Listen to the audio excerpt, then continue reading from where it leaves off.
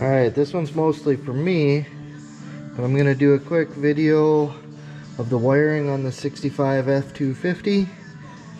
We've got the alternator, the backside here. I believe it's upside down right now, but we've got a kind of a ground wire here going to this fixed post with the capacitor. We've got a white wire going into this post, so this is a small white. This one is a large black wire that goes back through a fusible link right here and up to this stud.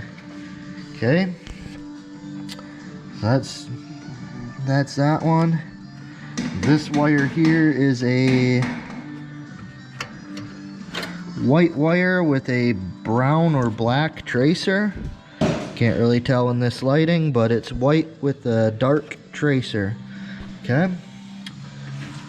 Over on the fender well, in case he decides to repaint and take all this stuff off, we have heater cores or heater hoses kind of in the way, but we got a junction block with a large power wire going out to this harness. Another large black wire going into this harness. Another large power wire coming off the battery side of the starter solenoid. The starter solenoid is disconnected, but this other heavy wire runs down to the starter.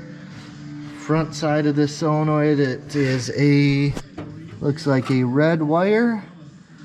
Back side looks to be a brown wire. That's just tying the alternator into the battery box.